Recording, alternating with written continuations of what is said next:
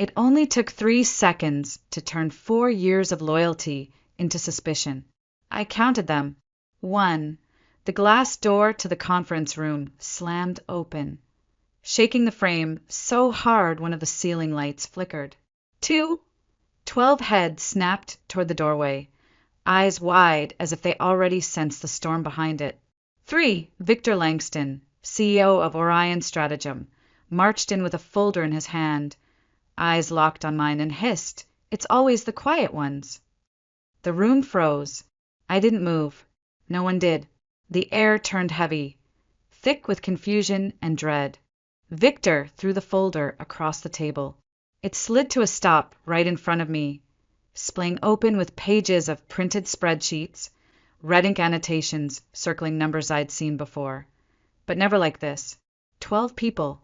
"One of you is bleeding my company dry," Victor growled, pacing to the front of the room like he owned the oxygen we were breathing.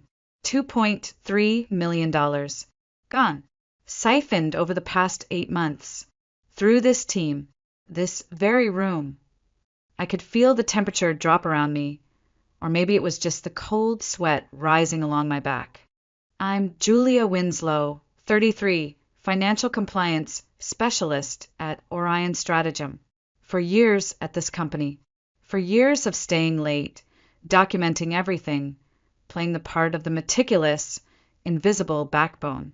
I was never the loudest, never the flashiest, just the one who never made mistakes. Or so I thought. Until now." Victor turned and pointed directly at me. Not metaphorically. Literally. His finger was inches from my face. And who better to hide it than the person in charge of tracking every dollar? 12 sets of eyes shifted toward me, all at once. People I worked beside every day. Janelle, the office manager who brought me tea when I was swamped. Miles, our quiet IT guy, who once fixed my laptop in silence and left a sticky note that said, "Stay sharp." Even Nathan, our team lead, he used to praise me for keeping the budget airtight. Now, they all stared like I was something foreign. Contagious. Victor wasn't done. These weren't big withdrawals. They were clever, discreet, spread across dozens of accounts and dozens of projects. But our external auditors finally caught the pattern. Microtransactions, adjustments, approvals made under your name, Miss Winslow. My voice caught in my throat. The spreadsheet in front of me might as well have been in flames. I'd seen those numbers before, every one of them. And yes, I'd signed off on many, but not like this. Not in this configuration. Victor leaned over me, his shadow stretching long across the table. "I trusted you, Julia. I moved you into special accounts because I thought you had integrity. But maybe I just handed the fox the keys to the henhouse." A flush of heat surged into my cheeks. My lips parted, but I couldn't make a sound. My mind was sprinting in 10 directions, none of them finding oxygen. "Security is checking your computer now," Nathan said, too quickly. I turned to him, startled. His face was unreadable. Victor didn't even look surprised. "Already done," he said flatly. "And we've found plenty." That's when it hit me. This wasn't a discovery. It was an ambush. Every step had been choreographed. Every gaze pre-aligned. Every word rehearsed. And I was the lead in a play I never auditioned for. But here's the thing no one realized about quiet people. We don't stay quiet because we're weak. We stay quiet because we're always watching. And I had been watching for a very long time. 8 months ago, Victor Langston called me into his corner office. He didn't offer a seat, just pointed to a chart on the screen behind him and said, "Special accounts. Need someone with your eyes." I remember blinking twice before I responded. "What happened to Rebecca?" I asked. "Maternity leave," he lied. I'd find out later she'd resigned abruptly after raising concerns. Concerns I wouldn't understand until much later. At the time, I thought it was a promotion. I wasn't given a raise, of course, but I was told it was strategic exposure, a stepping stone. Victor used words like precision and trust, and I fell for them. The special accounts division handled our most complex client portfolios, high net worth individuals, legacy contracts, government adjacent firms, clients where discretion and accuracy were not just important, but sacred. It was supposed to be an honor. Instead, it was a trap. Victor's voice pulled me back to the present. He was pacing now, sleeves rolled, tie slightly askew. These irregularities go back exactly 8 months, he said, pausing dramatically, which also happens to be when Julia was moved into this team. Coincidence? No one answered. Every single flag transaction was routed through her, he continued. Subtle tweaks to invoices, time-stamped approvals, adjusted balances, all signed off by our compliance specialist herself. I could feel it happening again, that slow-motion collapse of credibility. One breath at a time, the air left the room. Janelle shifted in her seat. Nathan looked away. Miles scratched his neck without looking up. Victor pressed the spacebar on his laptop, and the screen behind him lit up with a single number. $2,312,987.56. Red font. Oversized. Accusatory. This, he said, is what's missing. Then he turned to me again. And unless someone in here wants to confess to fraud before the authorities arrive, I'm going to assume it's the one person whose name is on all the paperwork. Authorities. He had called the police. My stomach flipped. I've done nothing wrong, I finally said, but my voice came out thinner than I intended. Victor laughed. Not loudly. Just that cold, dismissive kind of laugh people use when they think they've already won. Oh, Julia, he said. You're good with numbers, but you're not smarter than me. He started walking toward me again, slow and deliberate. You thought you could move money in micro-adjustments and no one would notice. You thought compliance was a shield. It's not. It's a paper trail. He leaned in close, whispering just loud enough for the room to hear, and paper trails always lead home. For a moment, no one spoke, but inside me something cracked. Not with fear, not with guilt. Clarity. If they wanted to follow the trail, they were about to discover where it really led. I don't remember standing up. One moment I was frozen in my chair, the next I was on my feet, hand steady, heart strangely calm. Fear has a ceiling. Once you crash through it, what's left isn't panic, it's precision. Mr. Langston, I said, and for the first time my voice didn't tremble. You might want to see this. Victor smirked. A confession? How thoughtful. Not quite. I pulled out my phone, tapped the secure folder icon on my home screen, and handed it to him. I suggest you start with the second video, the one dated February 11th. He took it like someone humoring a delusional intern, until he pressed play. First came the audio, his own voice, crisp and irrefutable. Go ahead and push the invoice through. I'll handle the adjustment notes later. Then the screen recording, me opening the original spreadsheet, his cursor hovering over my shoulder, instructing changes line by line. His smirk evaporated. What is this? He whispered. The first of many, I replied. I turned to the rest of the room. 10 months ago, before I joined special accounts, I noticed a pattern. Small discrepancies in cleared payments. Nothing that raised flags, just wrong. I glanced at Janelle, who now looked stricken. I took it to my old supervisor. She dismissed it, said I was overanalyzing. So I started documenting. I explained how I'd built a private archive, screenshots, backup files, timestamp comparisons. I even recorded certain meetings, including every instance Victor gave me verbal directives to bypass standard review protocols. Miles whispered, You recorded private meetings? Chicago is a one-party consent state, I said flatly. And I was that one party. Victor's face had gone pale, but he was still clinging to the edge of control. This is a violation of company policy, he spat. You've breached confidentiality. Interesting, I cut in, that your first concern isn't the $2.3 million in fraud. It's your image. There was a long, dangerous silence. Nathan slowly reached for the folder Victor had thrown on the table earlier and flipped through it again, this time more carefully. Janelle leaned in. "You forged our approvals?" she asked Victor, her voice barely above a whisper. Victor didn't answer. He didn't have to. Everything I had shown them was real. Every recording, every digital fingerprint, every annotated file. It all pointed to the same conclusion. The fraud hadn't come from within the team. It had come from above. I looked back at Victor. There's more, much more. All of it backed up to 3 different secure locations, including my attorney's office. I paused, and I forwarded the entire folder to the FBI at 8:05 this morning. The last thing Victor said before storming out of the room was a single word: security. But no one followed him, because now they all knew. The quiet one had been watching. Victor didn't return to the conference room. Not that day. Not ever.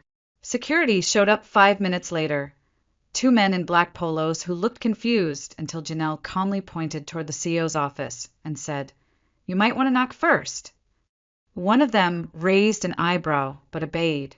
They disappeared down the hallway, and a beat later we heard the unmistakable sound of a door slamming shut from the inside. Victor had barricaded himself in.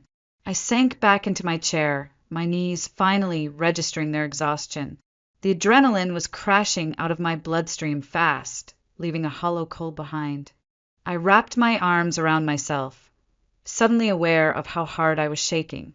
Nobody spoke. Miles brought me a glass of water. Janelle hovered close, almost protectively. Nathan, who'd once eagerly suggested checking my computer, couldn't meet my eyes. 10 minutes passed like fog. Then 20. Then the elevator dinged. They didn't wear uniforms. No dark jackets, no mirrored sunglasses. But everyone knew. You could feel it in the way they walked, in the quiet authority that followed them in like a second shadow. 2 FBI agents, a man and a woman. The woman stepped forward first. "Julia Winslow," she asked. I nodded, forcing myself to stand. "You have something for us." I pulled my phone from my pocket. "It's all here, and it's backed up in case anything happens to it." She took it gently. "How long have you been compiling this?" 10 months, I said, "since I first noticed something didn't add up." Her eyes widened slightly, just for a moment. Then she gave a nod that almost felt like respect. "We'll take it from here," she said. They walked straight into Victor's office. He didn't walk out. He was escorted.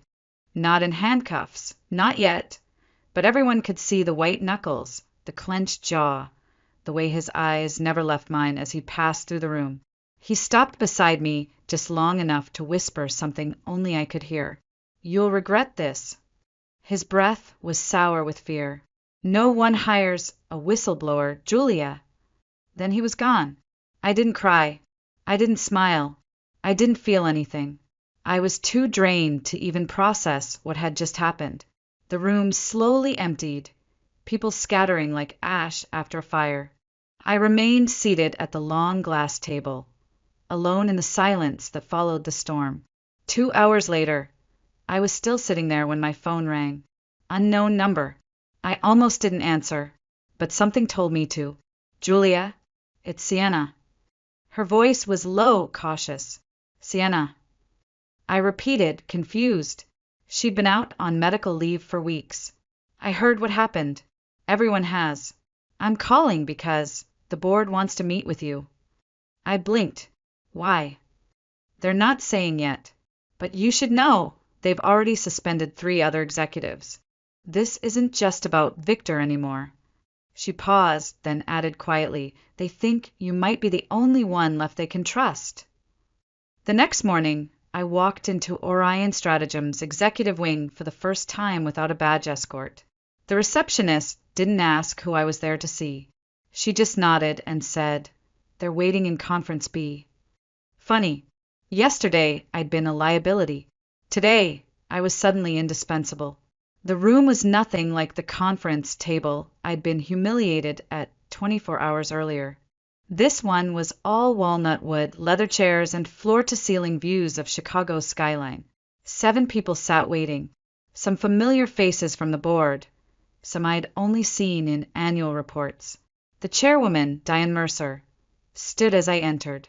"Miss Winslow," she greeted, cool and formal. "Thank you for coming on short notice." I nodded, silent. I'd learned that silence made powerful people uncomfortable. She continued, "We've reviewed your materials thoroughly. What you did may have saved this company from catastrophic liability." I didn't respond. I wasn't here for applause. Lawrence Chen, corporate counsel, spoke next.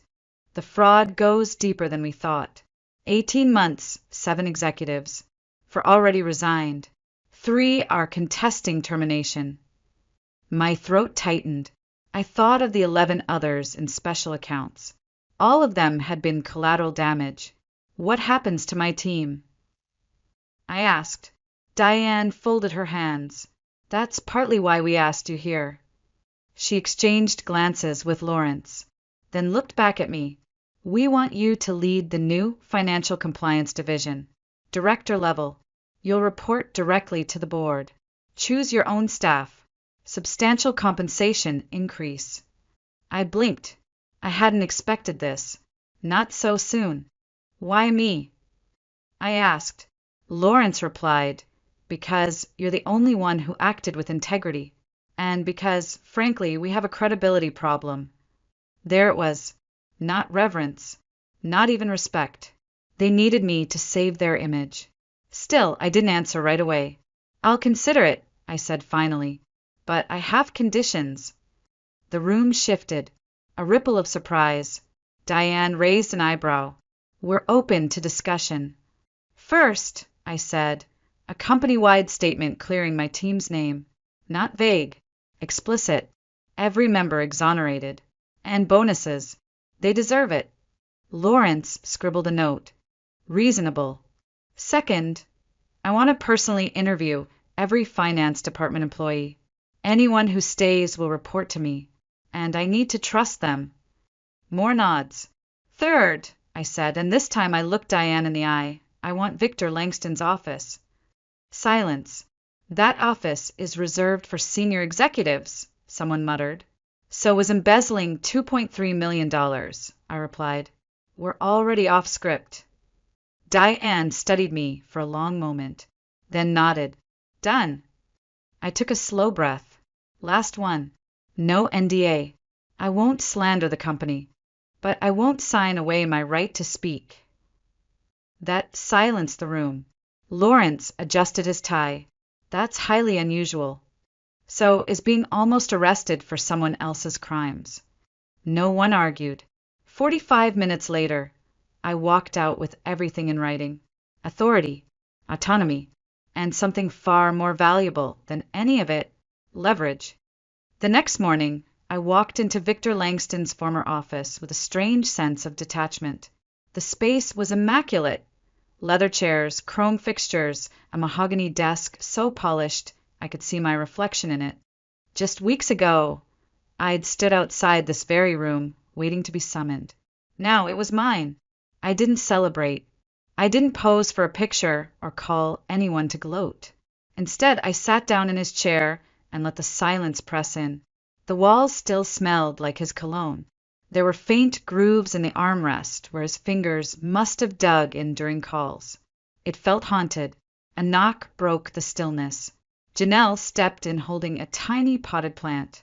"Office warming gift," she said, placing it on the edge of the desk. "Low maintenance. Hard to kill. Kind of like your career, apparently." I laughed, a real laugh, the first in what felt like forever. "Have you heard from the others?" I asked. She nodded. "Everyone's getting called in for reassignment meetings today. Word's out you're rebuilding the team." "I am," I said. "Starting with you." She blinked. "Me?" "I need a deputy. Someone organized. Sharp. Loyal." I looked at her. Someone who stood up for me when no one else did. Her face flushed, but she nodded. "Okay, I'm in." The rest of the week passed in a blur of interviews, paperwork, and tough decisions. I brought Miles in to design new internal monitoring systems, custom-coded, independent of IT's old frameworks. He didn't say much when I asked, just nodded once and got to work. Sienna returned from medical leave early to take over external communications. She'd seen how quickly the company had spun narratives before. I trusted her to control the message now. Even Nathan, who had once suggested checking my computer, sat across from me with an apology in his eyes. He didn't make excuses. He just said I was wrong. You didn't deserve that. I didn't forgive him outright, but I gave him a chance. Because remorse, when sincere, is a form of strength. Not everyone returned. Devin, our marketing analyst, declined my offer. I'm sorry, Julia, he said over the phone, but this place is tainted for me now. I've accepted a role elsewhere. I understood. Some people rebuild. Others start over. And rebuilding wasn't easy. Not even close. 16-hour days. Buried invoices. Systems we had to unlearn and rewire from the ground up. Every new discovery reminded me just how close I'd come to taking the fall for someone else's sins. But there was power in the work. A kind of quiet, righteous energy that came from knowing you were putting something right.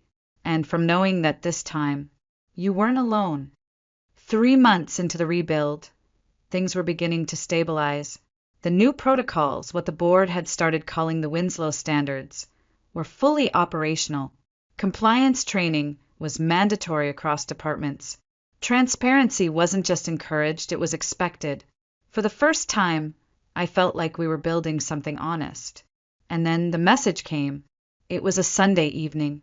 I just settled into my couch with a bowl of soup and my laptop when my phone buzzed. Unknown number. 1 sentence. You think you've won? Enjoy it while it lasts. No signature. No context. But I knew. Victor. My hands went cold. I stared at the screen for a long time, waiting for another ping. Nothing came.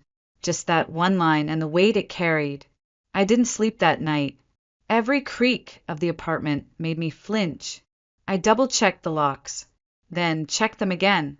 Somewhere inside me, a childlike fear bloomed. That fear of shadows under the door, of threats you can't name but feel closing in. The next morning, I showed the message to Lawrence. He read it once, then again, jaw tightening. We'll handle this, he said. Victor's already under investigation by 3 federal agencies. He sends one more thing like this, it'll count as witness intimidation. But legal reassurances don't silence dread. That night, I turned off my phone before bed. I couldn't keep living in anticipation of a ping. The next day, I arrived at the office early. The building was still quiet, bathed in morning light. I sat at my desk, pulled open my laptop, and tried to shake off the tension. A few minutes later, a new alert popped up. Not from Victor. This one was from the Chicago Tribune. Former Orion CEO Victor Langston arrested on federal fraud charges. The headline hit me like wind. I clicked, scanning every detail. They'd found evidence of similar embezzlement schemes at his 2 previous companies. Same patterns, same tactics. Only this time, he hadn't gotten out fast enough. His mugshot stared back at me from the article.